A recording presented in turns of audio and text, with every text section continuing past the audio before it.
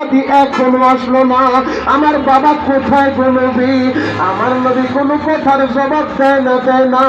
আবার নবী ডান দিক থেকে চেহারাটা ঘুরাইয়া বাম দিকে চেহারাটা নিয়ে আসে। ছোট্ট ছেলে বশির একটা দৌড় মাইরা আবার নবীর ডান পাশ থেকে বাম পাশে চলে আসে। আইসা বলে, নবী গো, আল্লাহু আকবার, আপনি দি কোনো কথা বলেন না নবী।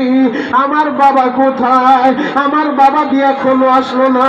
নবীজি আপনি কেন জবাব দেন না? আপনি চুপ করে থাকবেন না? নবীজি বলেন, আমার বাবা কোথায়?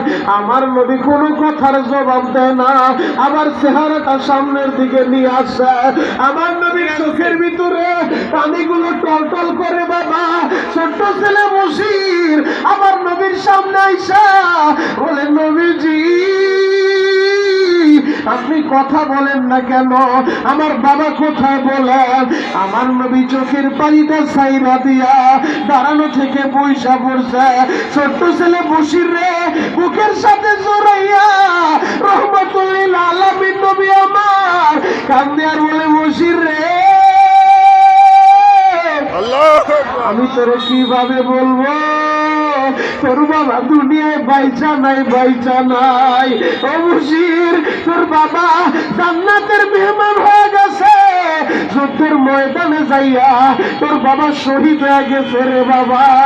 আমি নবী হয়তো তোর বাবারে জান্নাত থেকে আইনা তোর সামনে দাঁড় করাইতে পারবো না, তবে আমি নবী জানা দিলাম আমি যতদিন বাঁচবো রে বশির, আমি তোরে বাবার মতো ভালোবাসবো, বাবার মতো ভালোবাসবো।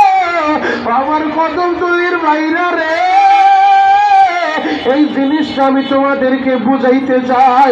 নবীর সাহাবীরা ছেলের চিন্তা করে নাই। আমি জিহাদে গেলে আমার ছেলের কি উপায় হবে, ছেলের চিন্তা করে নাই। নবীরে ভালোবাসি।